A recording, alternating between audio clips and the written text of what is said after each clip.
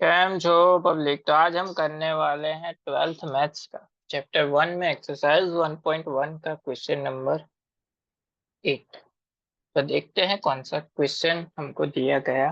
तो एनसीईआरटी की text book में क्वेश्चन नंबर 8 कुछ ऐसा दिया हुआ है।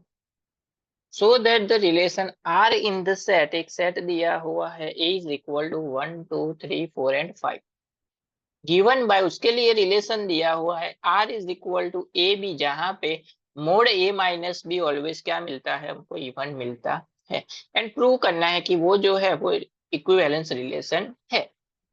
उसके बाद हमको show that the all the element 1 3 and 5 are related to each other and all the element 2 and 4 are related to each other, but no element 1 3 and 5 is related to any element 2 और 4। यानी कि हमको prove करना है कि 1 3 5 सिर्फ 1 3 5 लो तो ही ये इवन मिलेगा, एंड 2 4 लो तो ही ये इवन मिलेगा। ये हमको प्रूव करना है, वो आगे की बात है। चलिए सबसे पहले तो जो चीज इक्विवेलेंस रिलेशन है वो प्रूव कर लेते हैं। तो देखिए, सबसे पहली कंडीशन आती है हमारी इक्विवेलेंस रिलेशन प्रूव करने के लिए, रिफ्लेक्सिव कंडीशन। रिफ्लेक्सिव कंडीशन क्या बोलती है? रिफ्लेक्सिव मतलब जैसा नाम वैसा ही काम, खुद का ही रिफ्लेक्शन मिलना चाहिए। मान लो कोई एलिमेंट लिया ए, यानी उसका ही रिफ्लेक्शन मिलेगा हमको ए, यानी कि ए रिलेटेड टू ए। इसका मतलब ये हुआ कि एलिमेंट क्या आएगा, A and A belongs to क्या होगा, आर।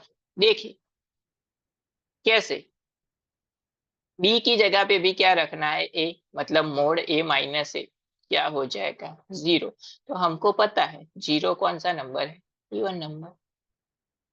इसका मतलब ये हुआ कि ये जो रिलेशन है वो रिफ्लेक्सिव कंडीशन सेटिस्फाई करता है।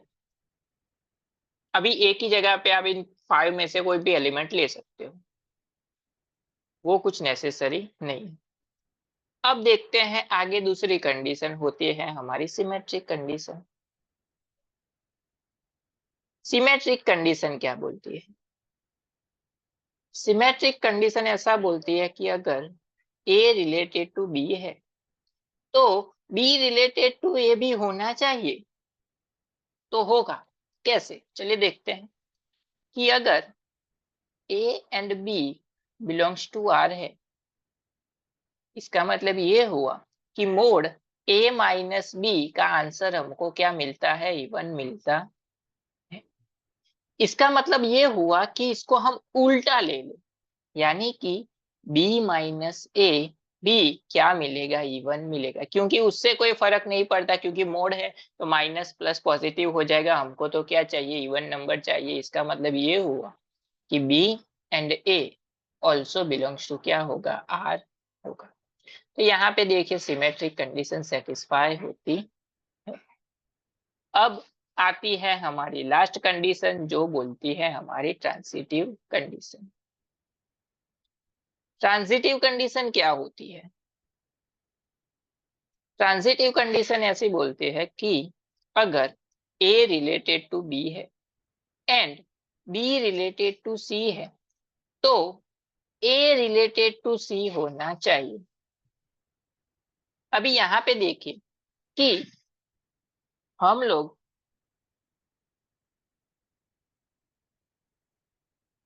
ए रिलेटेड टू बी दिया हुआ है, बी रिलेटेड टू सी दिया हुआ है।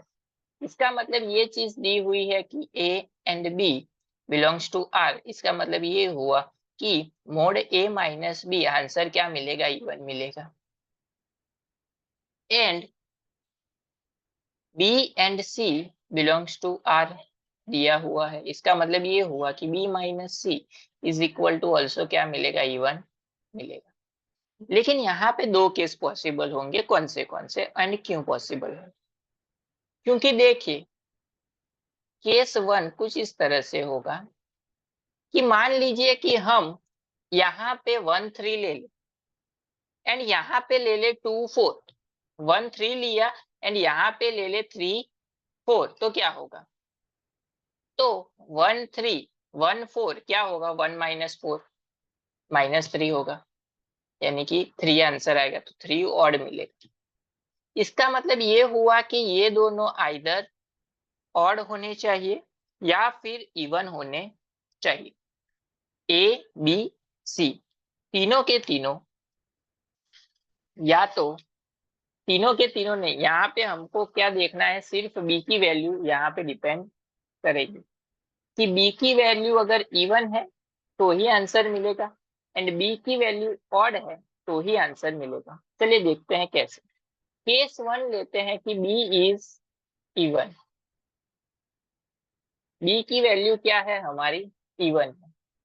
बाकी ए एंड सी आप कोई भी ले सकते हो, तो क्या होगा, देखिए यहाँ पे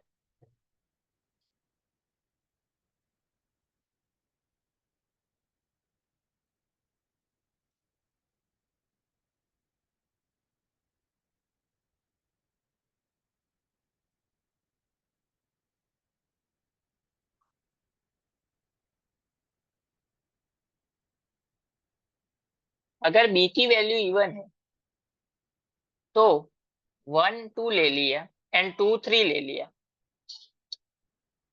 तो यहाँ पे क्या होगा कि 1 माइनस 3 क्या होगा,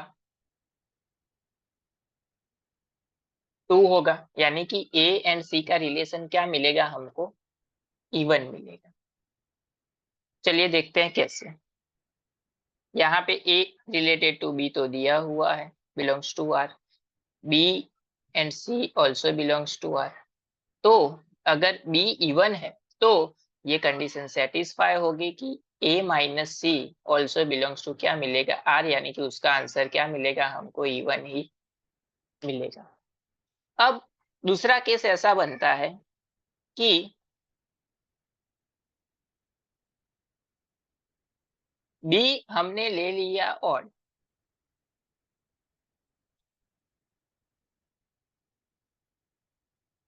अगर हमने बी ऑड ले लिया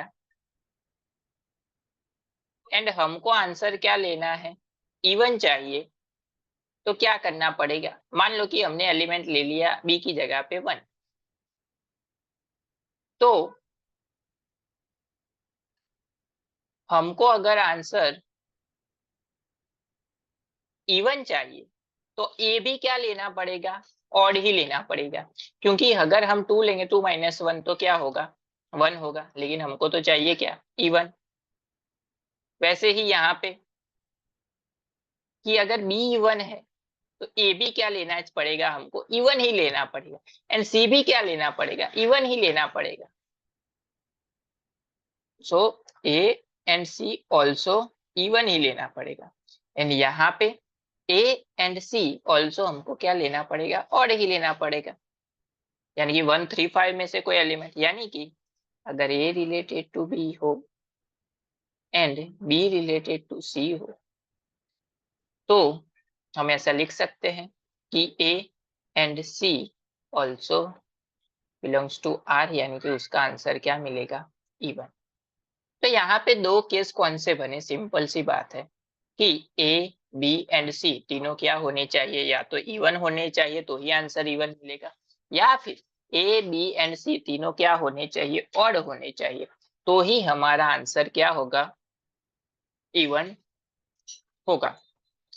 तो यहाँ पे देखिए हमको ये चीज प्रूव करने की जरूरत नहीं है, उसके बाद की जो है कि all the elements 1 3 and 5 are related to each other, यानी कि सिर्फ odd number related to each other है and all the even number related to each other है। इसका मतलब ये हुआ कि हम ए बी सी में जब भी एलिमेंट ले तो या तो ऑड लेने हैं या तो क्या लेने हैं, इवन। दोनों को साथ में हम लोग नहीं ले सकते, अगर दोनों को साथ में लेते हैं तो ये गिवन रिलेशन जो है वो इक्विवेलेंस रिलेशन नहीं होगा, यहाँ पे ट्रांजिटिव कंडीशन भी सेटिस्फाई होती है। इसका मतलब ये हुआ कि गिवन जो रिलेशन है वो इक्विवेलेंस रिलेशन है। अगर हम लोग इवन एंड ऑड दोनों साथ में लेते हैं तो ये कंडीशन सेटिस्फाई नहीं होगी, वो यहाँ से हम लोग क्लियरली समझ सकते हैं।